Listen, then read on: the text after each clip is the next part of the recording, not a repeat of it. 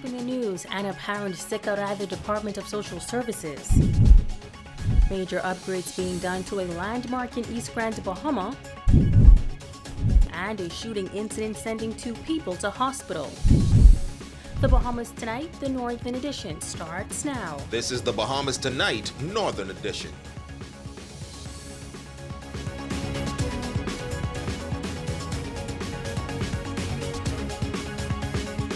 This is the Bahamas Tonight, the Northern Edition. Good evening, all. I'm Megan Shepard. Thank you so much for tuning in. Topping news, in just 3 days, the electorate will make an important decision that will chart the course of the country for the next 5 years. As preparations are being finalized by the Parliamentary Registration Department, more is being done to ensure a smoother process come Thursday. Shashina Rolf-Farquharson has more.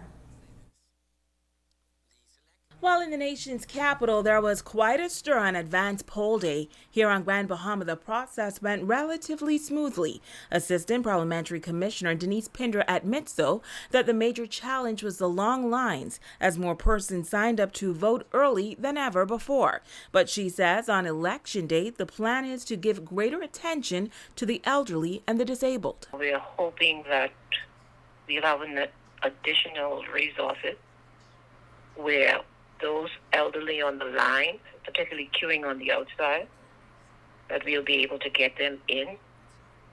And we're also making efforts to place tents at many of the sites so that if they are waiting their turn because of the lines just for those categories of persons, to the elderly and disabled, they can wait in the shade. And the extra manpower we're trying to have in place will be able to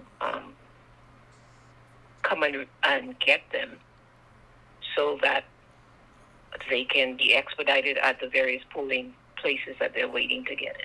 The good news is the majority of persons who signed up for the advance poll did show up to vote.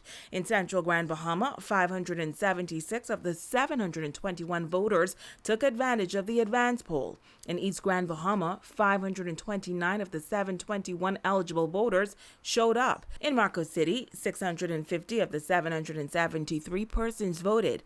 Pine Ridge, 604 of the 773 also did.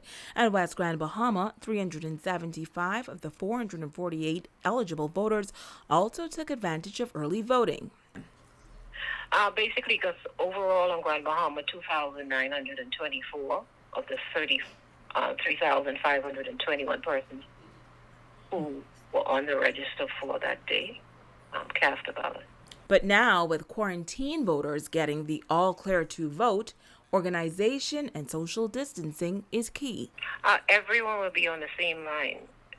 There's no identifying these individuals, and that is why we're going to need the cooperation of all persons who are out and about on Election Day. We're going to use the COVID police officers, the police officers, and we'd like the public to please comply with the safety protocols are in place. Shashina Rolf-Farquharson, ZNS Network News. Those who are in quarantine and registered to vote in the September 16th general election will be able to leave quarantine to cast their vote. The Office of the Prime Minister advising that the eligible quarantine person must immediately return to their place of quarantine after voting at the appropriate polling station and ensure that they wear a mask which is fitted to the face, covering the nose and mouth. Additionally, maintain a distance of 6 feet and sanitize hands before entering the polling station. The Office of the Prime Minister is reminding members of the public, vaccinated and unvaccinated, to practice all of the COVID-19 prevention protocols at all times. Bahamians and residents are strongly urged to get vaccinated as soon as possible. To make an appointment, persons can visit vax.gov.bs or make a walk-up appointment at any vaccination center. Meantime, the Ministry of Health reporting that there are 86 new COVID cases in the country, 70 in New Providence, 8 in Grand Bahama, 1 in the Berry Islands, 3 in Exuma, and 4 in Andros. Hospitalized cases are at 187. 27 are in Grand Bahama, including 4 in the ICU. The death toll is at 463, and there are 1,668 active cases. In other news, our ZNS newsroom receiving reports that social workers did not report to work today. Here in Grand Bahama, the Social Services Department operated with minimal staff as employees from within most units called in sick. It is believed that workers are fed up because of a myriad of issues that are not being addressed. We spoke with the acting deputy director for the Northern Bahamas about the impact on the daily operations. Rumiko Knowles has more. It's not your typical day here at the Department of Social Services. As you can see behind me, the parking lot is pretty much empty. Acting Deputy Director for the Northern Bahamas, Charlamagne Fernandez, says it was just this morning that she started receiving calls that employees will not be reporting to work. Today we are extremely short-staffed. We had a significant and unusual number of persons calling in sick. Although they call in sick, they didn't specifically stay while they were calling in sick. So we're very short-staffed today. Now, back in late July, employees of the Social Services Department in Grand Bahama stood outside the establishment during their lunch hour to stage a protest, calling for their concerns to be addressed, some of which include unfair treatment, payment of increases, and better working conditions. Fernandez says she is unable to say at this time if that is the reason for the apparent sick-out. Persons may have some concerns, but as I mentioned to you earlier today, they didn't specify this morning why they were calling in sick, and I don't think it would be fair of me to speculate.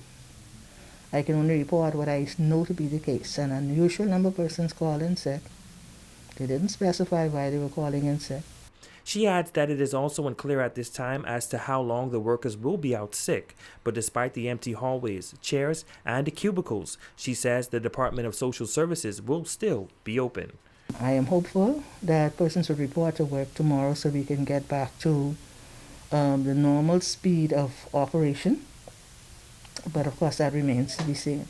I can say to you here in the Northern Bahamas, we will continue to serve the public, and I'm sure that's the case across the Department of Social Services.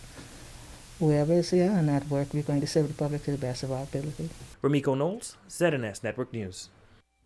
Police on Grand Bahama are investigating a shooting incident in 8 Mile Rock. The incident taking place around 7 p.m. on Saturday on Bayshore Road. Reports say an adult male and a female were inside their vehicle near Sunset Village when occupants of a dark-colored Japanese vehicle fired shots into the vehicle, resulting in the female passenger receiving injuries to the left shoulder, left palm, and head. The male driver sustained injuries to the face. EMS attended the scene and both victims were taken to hospital where they are both listed in serious condition. An adult male is assisting police with their investigations. In other news, it's considered a landmark in the Grand Bahama community. The Casuarina Bridge that was constructed in the late 1950s is partially closed. Tonight, top officials of the Grand Bahama Port Authority are providing some insight into the closure and note that it's all a part of improving the quality of life for all residents on the island.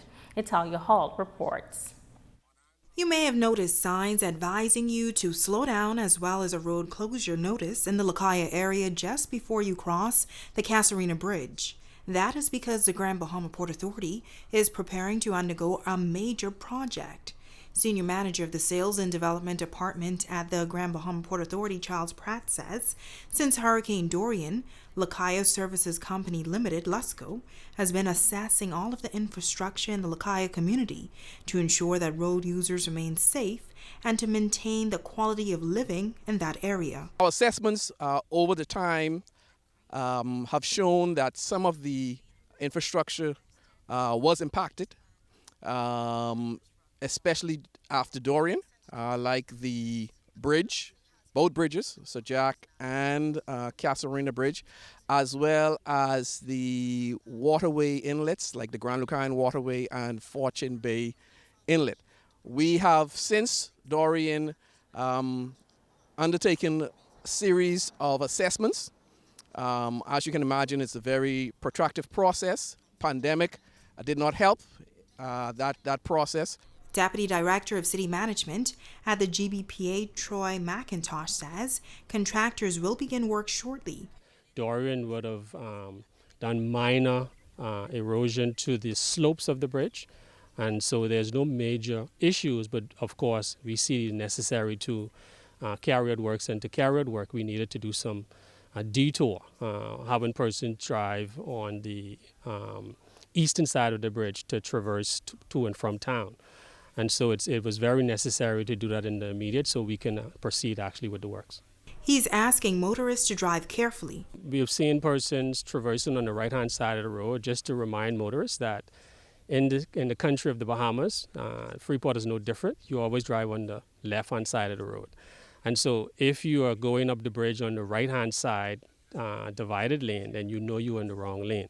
On approaching the bridge, you would see a sign some 1,000 feet away that tells you prepare to detour, road lane close ahead. The next one you would see would say 600 feet away, lanes over the bridge are closed. You're going to make a slight right turn, and then followed by a 300 feet.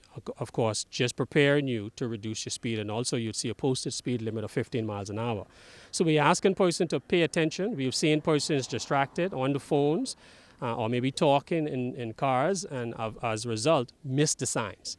So when they get to the area where they need to continue to go through the delineators, they find themselves making mistakes. Now work is expected to be complete sometime in 2022. It's Halia Hall, ZNS Network News. Stay with us, there's more news right after this break.